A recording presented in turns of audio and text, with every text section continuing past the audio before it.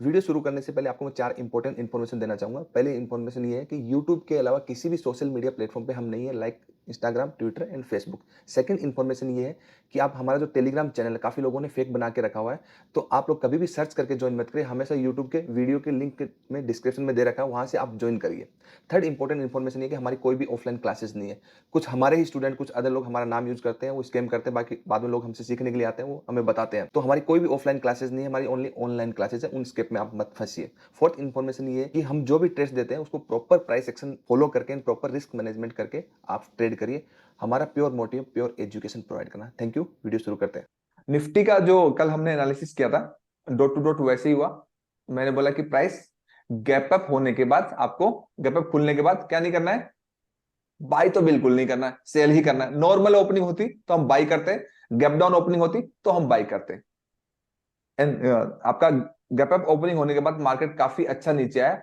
And नीचे आने के बाद अगर आप देखोगे तो 15 मिनट में यहां से थोड़ा सा ठीक था प्राइस एक्शन क्योंकि इसी लेवल से प्राइस ब्रेक किया था एंड उसी लेवल पे प्राइस थोड़ा उठा एंड अगेन सप्लाई के से वापस गिर गया। मींस उसके बाद इतना वोलेटिलिटी आने के बाद मार्केट के अंदर कुछ मूवमेंट बचा ही नहीं। तो वो एज ए साइडवेज ट्रेड कर सकते हो, अदरवाइज कुछ मिलता नहीं है। एज ए ट्रेडिंग कुछ नहीं मिलता। जब मार्केट के अंदर मॉर्निंग में एक अच्छी वोलेटिलिटी आ जाती है, जैसे मान लीजिए मार्केट यहां से गिरा है, 80 to 90% टाइम अगर वोलेटिलिटी आपकी 10-11 बजे से पहले आ गई है तो बाकी दिन बचे हुए टाइम में आप कितना भी ओवर ट्रेड कर लीजिए, जो आया है वो भी चला जाएगा, वो रहेगा नहीं, बिकॉज ऑफ वोलेटिलिटी ब्रीच हो जाती है। ये इसके ऊपर आपका morning session, lunch session and evening session के अंदर वोलेटिलिटी के ऊपर बहुत अच्छी क्लासेस होती है हर बैच के अंदर एंड में। अभी फिर करेंगे वोलेटिलिटी से रिलेटेड, हर बार होती है, इस बार भी होगी। ओके, बहुत सारे लोग अभी से रिक्वेस्ट करने लगे, भारत के मैसेज आता है कि सर अगला बैच स्टार्ट कर दो। वैसे ही आप कम लोगों को लेते हो क्योंकि ज्यादा लोगों को तो एडमिट किया नहीं है, तो अभी तो नहीं कर पाएंगे। 11 दिसंबर को ही कर पाएंगे, भारत से सब बात होगी, क्योंकि 2 महीने से पहले नहीं कर सकते। और अब ज्यादा लोगों को लेंगे इस बार तो, और कम लोगों को लेंगे ताकि बहुत अच्छी क्वालिटी मेंटेन हो। ओके, तो क्या करते हैं, कल के लिए क्या होने वाला है हम समझते हैं इसको। अब ये जो गिरा, ये क्यों गिरा, किस लिए गिरा एंड कल कहाँ रिस्पेक्ट करेगा, कल कैसा होगा, एक बार देखते हैं। ये गिरना ही था, ये गिरना ही था। मैं कल जब वीडियो वो रिकॉर्ड किया तो उसके मिड के थोड़ा सा आगे का पार्ट जब आप देखेंगे सब लोग, वो भारत अभी वो डालेगा उसके अंदर, इसी वीडियो के अंदर डालेगा। एंड सपोज करते हैं मार्केट गैप अप खुल गया, मार्केट यहां खुल जाता है या फिर यहां खुल जाता है, हो सकता है ना।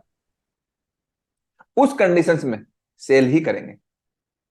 कि मैंने एक चीज बोली थी कि प्राइस जो है, ये यहां वाला ऑलमोस्ट कितने महीने का कंसोलिडेशन था, 3 महीनों से ज्यादा का आपका कंसोलिडेशन था। तो मैंने बोला कि इस कंसोलिडेशन का जो ब्रेकआउट हुआ था, कि प्राइस कंसोलिडेट किया एंड उस लेवल को ब्रेक किया एंड ब्रेक करके अच्छी क्लोजिंग आ गई।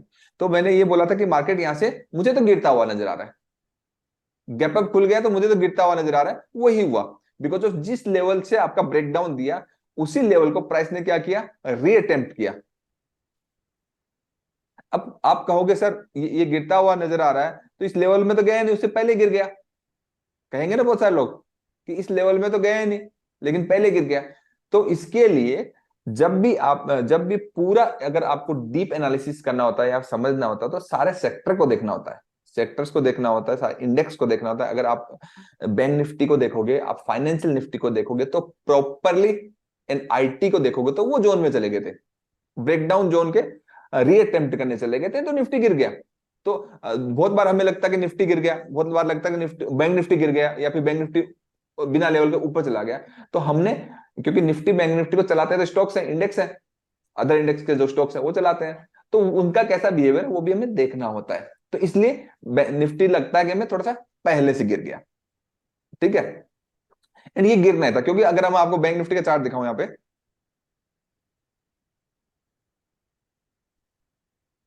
तो बैंक निफ्टी कहां पहुंच गया था, देखो पहले से पहुंचा हुआ था। एंड अगर आपका ये वाला प्राइस एक्शन देखोगे, एक्सेप्शनल मार्किंग, तो डॉट टू डॉट पहुंचा, तो ये तो सही गिरा है, इसमें तो कोई दिक्कत वाली बात ही नहीं है ना, ये तो बिल्कुल सही गिरा है। अब मैं आपको एक बैंक निफ्टी का एनालिसिस करने से पहले आपको एक चीज समझाता हूँ, क्योंकि मैं ये सब चीजें जो अभी बता रहा हूँ मैं अपने एक्सपीरियंस के बता बेसिस पे बता रहा हूँ, बहुत अच्छा जाता है। मैं आपको एक चीज क्या बोल रहा हूँ कि डेली की एक कैंडल की क्लोजिंग यहाँ पे है, एंड डेली की एक कैंडल की क्लोजिंग यहाँ पे है, डेली की एक कैंडल की ओपनिंग यहाँ पे है, एंड डेली की एक कैंडल की क्लोजिंग, सॉरी ओपनिंग यहाँ पे है। ठीक है, क्लियर है? ठीक है। अब मैं ये किस बेसिस पे बता रहा हूं एंड क्यों बता रहा हूं, ये बहुत एक्सपीरियंस वाली बात है कि आपको मैं चार कैंडल की क्लोजिंग ओपनिंग जो है वो नियर बाई है। क्या है? Near by. अगर मैं यही चार्ट आपका 4 आवर में लगा रहा हूं, इसमें लगा रहा हूं 4 आवर में, तो 4 आवर में मैं लगा रहा हूं, तो 4 आवर में मैं क्या करता हूं, फिबोनाची रिट्रेसमेंट लगा रहा हूं। किस लिए लगा रहा हूं?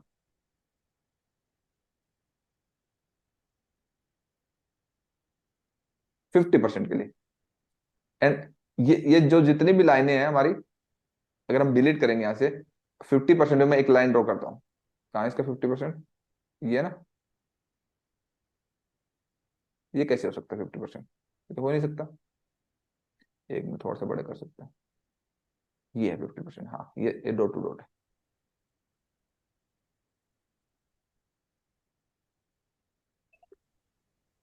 इसको अलग कलर से मार्क करते हैं, और ये आपके थोड़ा सा लाइनों को मोटा कर दे, और ये लाइनें मैं एक बार के लिए हटा देता हूँ।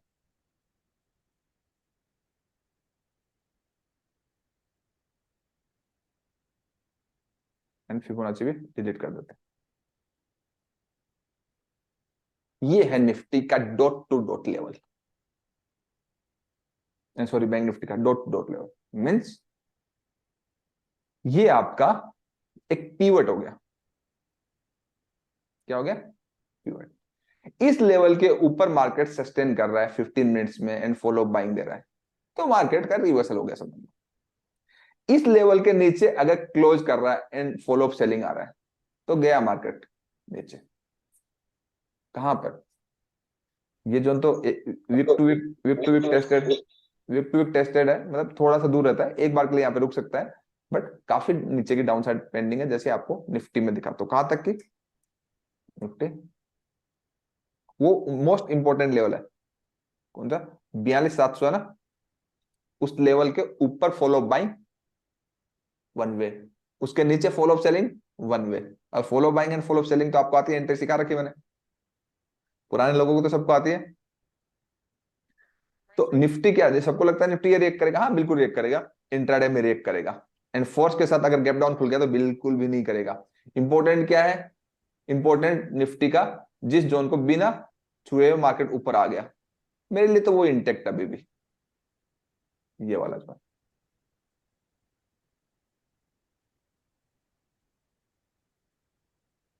दीपावली तक की रेंज बता रहा हूं, ये वाला, इस जोन से अच्छा, अच्छी मतलब इंट्राडे में या फिर कभी भी आने वाले दिनों में आता है तो बहुत आप स्विंग ट्रेड कर सकते हैं, बहुत अच्छी रिकवरी, ऊपर की साइड रिकवरी देखने को मिलेगी। एंड यहाँ पे अगर देखेंगे तो ये ब्रेकडाउन लेवल था, ये ब्रेकडाउन लेवल था, और आपका सप्लाई जोन भी था। अब Nifty and bank Nifty and financial Nifty in zone पे पहुंच गए, इसलिए निफ्टी भी गिर गया क्योंकि स्टॉक्स गिर गए। अब आपके लिए अगर आप दीपावली तक की रेंज देखोगे तो बेसिकली आपकी ये रेंज है, इस रेंज के ऊपर क्लोज हो गया तो ठीक है, मार्केट यहां तक जा सकता है 19,550 एंड आपका 19,900, यहां तक जा सकता है दीपावली तक। अदरवाइज इस रेंज के अंदर ही प्ले होगा, ये ओवरऑल दीपावली तक भी बता रहा हूं। ठीक है, अब कल के लिए कैसे ट्रेड करेंगे, इंपॉर्टेंट है ना। कल के लिए अगर गैप डाउन खुल गया मार्केट तो बाई का तो मत सोचना, अच्छा खासा गैप डाउन हो गया तो बाई का मत सोचना, नॉर्मल ओपनिंग के बाद हम डिसाइड करेंगे। तो हम क्या करते हैं, 125 मिनट के चार्ट पे देखते हैं। तो 125 मिनट के चार्ट पे हम देखेंगे तो प्राइस जो है मीन्स एक जोन के अंदर बंद हुआ है। क्या हुआ है? यहां पे बंद हुआ है। अब क्या करते हैं, इस जोन को हम मार्क कर लेते हैं थोड़ा सा अलग कलर से।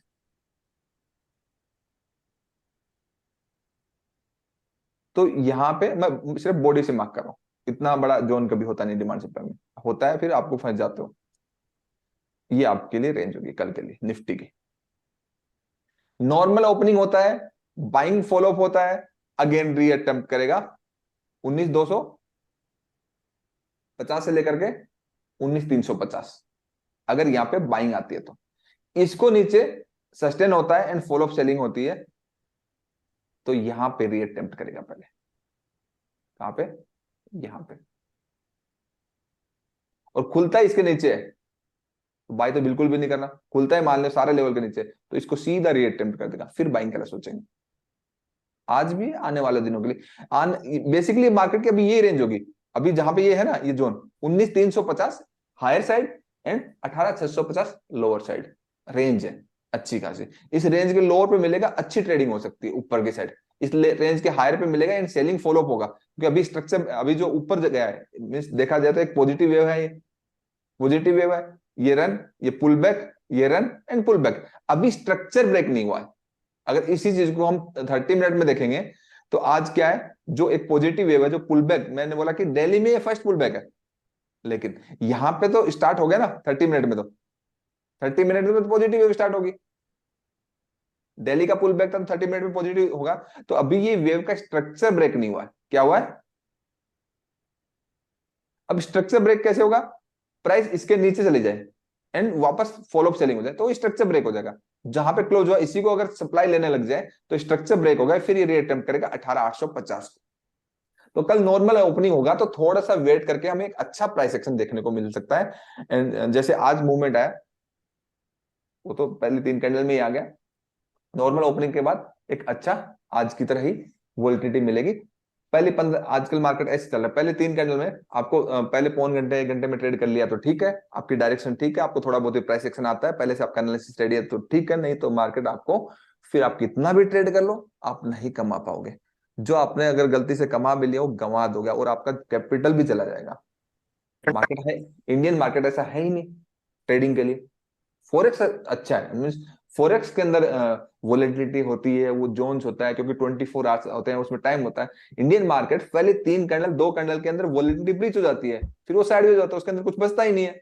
तो इंडियन मार्केट को पूरा प्राइस बिहेवियर समझ के करना होता है। इसलिए 10 में से 9 ट्रेडर इंडियन स्टॉक मार्केट में ऑप्शन ट्रेडिंग में पैसा लूज करते हैं, बिकॉज ऑफ मार्केट की volatility gap up gap down में खत्म हो जाती है।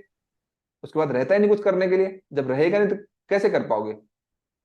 जो स्क्रिप्ट नॉर्मल ओपनिंग होगी उसमें तो आपके लिए वोलेटिलिटी बची हुई है ट्रेड करने के लिए, जिसमें नॉर्मल ओपनिंग नहीं, उसमें क्या करोगे?